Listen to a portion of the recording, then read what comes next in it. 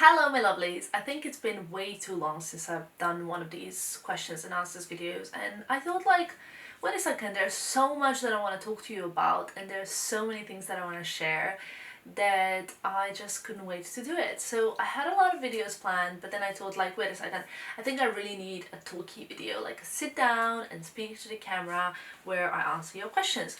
So in one of my latest Instagram posts, I asked you to ask me questions, and I think I received like over 500 comments in total of questions. So I am gonna go straight into it because I already know that this video is gonna be way too long, because first of all, you asked a lot of questions, but second of all, I talk way too much, so let's go. So first question is, what do you do on bad days when you feel unhappy and don't want to leave the house? If you guys follow me, you know that I strongly believe in law of attraction, and I believe that your thoughts are your reality, and basically everything that's happening to you right now is what you have created. So if I'm feeling low, I just remind myself that that's because I have done something wrong in the past few days, hours, minutes, it doesn't matter. I've attracted those emotions into my life, so I try to figure out what is it that made me feel bad, and then I act upon it. So I basically either tell myself that there's no reason to feel bad because there isn't logical reason, or if there is a logical reason, then I try and focus my mind and my thoughts onto the positive outcome, and I basically visualize myself being happy.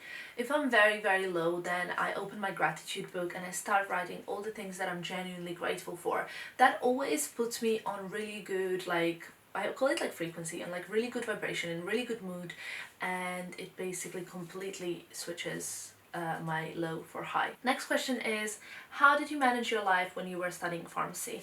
I think those were my best years of my life. Actually, like, student life is in general something I really like, and if I could afford to be a student whole of my life, I would. I know this sounds so nerdy, but I really love studying, and I loved going to the library, like socializing with people, learning in groups, like kind of achieving an exam by exam, like learning and kind of using the knowledge. It really made me feel more confident and made me feel great. It's a little bit weird, I know, I'm sorry, but I actually really enjoy uni life. I really enjoy the social aspect of it, so yeah. What is the biggest misconception people have about you? I think this is a very good question. I think people usually think that I'm either a very superficial person, that I only care about the way I look and dress, and this was often the case when I worked in the pharmacy until people would meet me and like speak to me, that people would think like, oh, if I apply makeup in the morning, it just means that all I care about is how I look.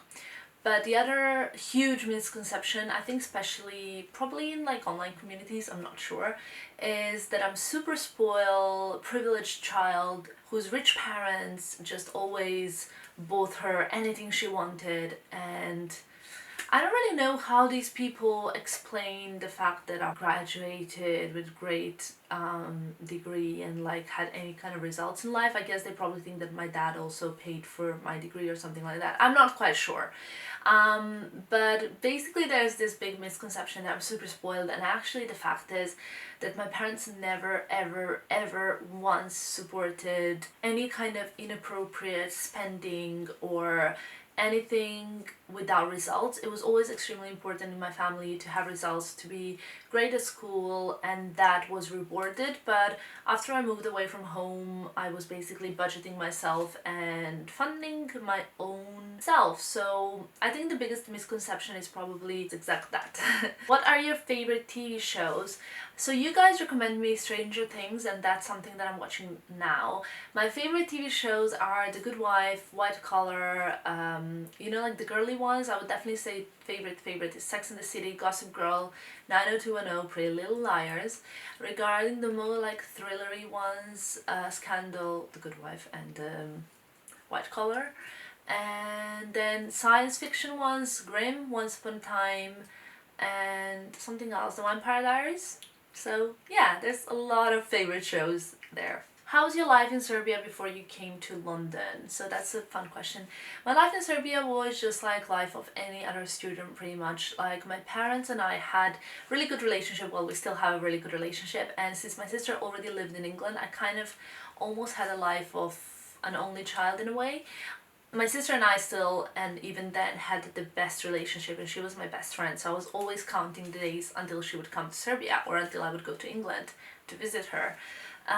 My life was like, like school. I used to dance, like, so I would be going to practices like 3 times a week, and then we used to have games because we were cheerleading at basketball games, I know. So yeah, it was like just kind of like any other schoolgirl, I guess. I was a straight A student. I went to like a high school, and I had like crushes like any teenager and friends, and then was going out with my friends, and was basically my main goal was to have A's in school and just stuff like that. My mom is a great mom. She supported my kind of like goals. My parents are pretty strict, but she supported like me to socialize if I had straight A's. So I studied in the weekends, and then I was going out at night. Are you going to buy a Birkin? Do you prefer Birkin or Kelly? It's a very good question. I don't know what I would buy first. I always thought I would buy Kelly first. Well, Constance, then Kelly, then Birkin. But right now I have no idea, and I think I will definitely buy it in the future. What is your favorite thing to do in Brighton? I love to wake up early in the morning, get ready, and take my sister out for a brunch or breakfast. Like, I just love having sisterly time with my sister, especially this, well, obviously with my sister. Especially this year, I spent too little time with her, and I don't know, like, we're really the best friends, and she's someone who I can tell everything to. She always listens to me, she has time for me, and those are basically my absolute favorite moments. We go either to Cafe Coho on Ship Street, or we go to, I think it's called Juice 23 or 21 or something like that. I have no idea. But one of those like healthy places. When you make your own family, where do you prefer to raise your children, UK or Serbia? By the way, love Serbia, kisses from Greece. I always used to think that I quite like Serbian mentality because people are warmer, and they are like, friends are true friends, and they would do anything for you. They would completely change their plans if their friend is in trouble and stuff like that, which is something that I'm not sure if is the same in England. Like, I mean, interpersonal relationships are much closer. Family is extremely important in Serbia, and that's probably a reason why I would raise my children in Serbia. On the other hand, I want my children to get the best education.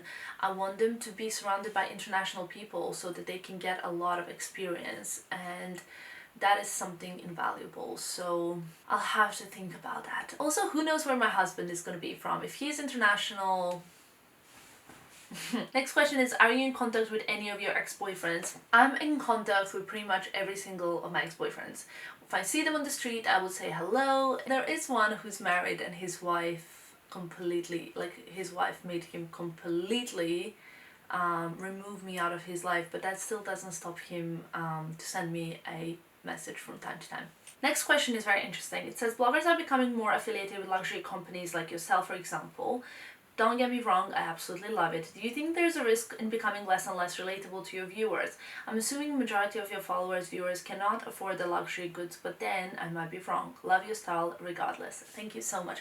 I think this is a very good point, and I think I'm probably a lot less relatable than someone that is gonna do like a weekly H&M or Zara haul, or someone who's going to talk about affordable fashion. On the other hand, I am also someone who always, even when I started my blog 6 years ago, wanted a very small community, but a community of girls that are very much like me, that love luxury. So when I started my blog, I actually barely had any luxury items. Like, I had maybe 2 designer bags that I saved up for a long time, and few nice shoes. My clothes was non-designer. Obviously, even back then, all of my items that I had were very good quality. So like, I would have like all the leather shoes, but they wouldn't be like all Gucci or Louis Vuitton or Prada. So the thing is though, I still looked up and wanted to have a community of girls who loved luxury, even then. And same as today, I have much more, and I want to be surrounded by girls not only who can afford luxury, but girls who aspire to see these luxury pieces and how they're worn, and girls who want to work towards that one day, because I think anything is possible. So I don't see anything wrong in that, and sure, it's less relatable, but it's definitely something to aspire to. Next question is, what is the last book you read? I think the last book I read is called The One Thing, and I strongly recommend it. Do you still have any friends in Serbia? Yes, I have like really close friends in Serbia. So I have some girlfriends and some guy friends, and I always have the most incredible time whenever I go back home. We always go out, we party, we go crazy, and it's just, oh, I love it. Tips for dealing with haters and bots. I think if you feed haters with attention, they will just like flame up even more and just want to give it to you. So I used to be someone who really cared about what other people think when I was younger, because I'm quite sensitive and emotional, and I always was like, but that's not right, and I was always trying to make people see the real me. If they would get like, you know, if they would think something of me that is true, I wouldn't mind so much, but like, you know, with all of those like fake beliefs and like hating. But I learned from my ex-boyfriend never to care about what other people think, and I think that's something you kind of get with confidence. The more confident you are, the less you care about what other people think. So yeah, this is probably one of the most popular questions in this chat. Can you please tell us if you had a nose job? If so, why? I think I received this question like probably over 50 times, and I completely understand it, but I've already spoke about it in my live chats on my Instagram, so I didn't really think if there's a reason to address it, especially in a YouTube video. Basically, I had a breathing problem just like my mother, and I couldn't breathe through my right nostril. I didn't really know about it because you never really go to check your nose. And the only time I noticed that was kind of different is when I was doing yoga and I would be doing breathing exercises. They were always a little bit harder for me, but I always thought my nose is blocked, you know, and you never really know if your nose is blocked or you just can't breathe through one nostril that well. So anyway, eventually that got diagnosed because my mom had deviated septum, so I kind of thought like, maybe. Plus, I can never sleep with my mouth closed. I always have to sleep with my mouth open, which is also so embarrassing as I always sleep on the planes. Yeah, just imagine that. No, don't imagine. Stop imagining. Anyway, I basically had someone I really trust, well, my parents really trust, look at that, and when I was home, I had a surgery. It was super easy, to be honest. For me, generally, out of 10, the pain, discomfort, the annoyance, and everything was 2. The only problem is that my nose all of a sudden was so swollen, because I in general am someone who doesn't suffer from bruising. I don't get like bruises in general on skin easily, or like dark under eye circles, but I suffer from like swelling, getting swelling. So when I had a tooth surgery once, my face was swollen for like 2 weeks, which is much longer than normally. Anyway, yeah, so my nose is still swollen, it's still coming down. The one thing that I have to say is, so the doctor obviously like did the procedure. They had to like straighten it because it was kind of like, if something was really weird with it, I don't really know. But I actually quite like my profile better now. The only thing is my nose is still swollen, and the doctor did warn me that actually my nose might look really horrible afterwards, but my parents were quite insisting that also the breathing was more important, and I'm kind of happy to be a Quasimodo if it means I'm gonna live longer, kind of, maybe. Am I? I don't know. That is probably also the reason why some of you said that my nose looks exactly the same, and a lot of you said like, no, it looks bigger. So yes, it does look bigger because it's super swollen, and it's still actually swollen. How do you motivate yourself to stay fit? I love going to the gym and I love eating healthy, and it's something that I have convinced myself I love. I don't know if it's true, but I kind of kept telling myself that I love eating healthy and I love going to the gym, and now I really do. So it's kind of weird, but easy. If you could turn back time, would you ever do something differently? This is a very interesting question, because I'm the type of person that believes that everything I've done in the past, including my mistakes, my biggest mistakes, like for example, like, oh, I shouldn't have dated that guy, not like that, those are my biggest mistakes. Or like, maybe I shouldn't have studied pharmacy, or should I don't know. I actually believe they were all extremely equally important for my life and development of the person I am today. I'm very grateful that I have developed into someone who doesn't need much in life to be happy, but at the same time I can have a lot and I choose to have a lot. So I believe that law of attraction brought a lot into my life, a lot of love, a lot of happiness, and a lot of even material stuff. Like pretty much everything that you see happening in my life is what I brought with my mind. That's my belief. So I think all of those mistakes and everything that I've done in the past made me the person I am today. I'm someone who's pretty grounded. I don't take myself seriously. My family keeps me very humble because they criticize me every single day for everything I do. So yeah, I don't really have many regrets. I think everything is a part of the journey. Is there a brand you haven't had a chance to work with yet that is on your wish list? Absolutely. I have so many brands that I would love to work with. So many designers I'd love to meet. I'd love to see their work and I don't know, like just get inspired by all of these amazing people. So the list is so long. Which bags are on your wish list to buy in 2017? I think Petit Mal by Louis Vuitton. Also, I don't know, there's definitely quite a few. Adele, that's a good question. Do you ever experience anxiety? How do you deal with that? No, I don't actually suffer from anxiety in general. I'm a pretty calm person. Even in stressful situations, I try to stay calm. And the only time I stress is when people are putting pressure on me. What is your advice for dealing with breakups? Let's finish the Q&A with this.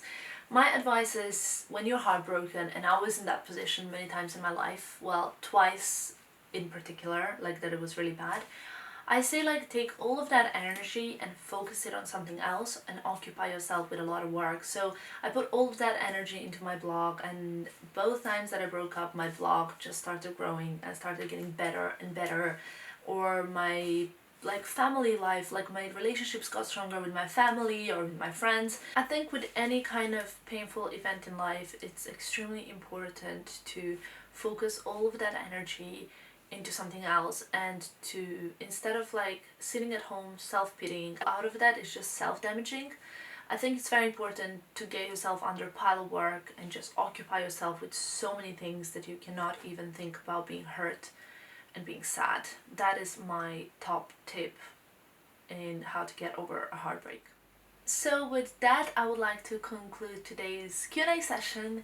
I really enjoyed it. I would love to do more of these questions and answers. And if there are any topics that you guys would like me to talk more about, I've noticed that lately you had a lot more interest in like law of attraction, positive thinking and stuff like that. So if you want me to talk more about that, please leave a comment below. I always read every single comment and I always take them into consideration.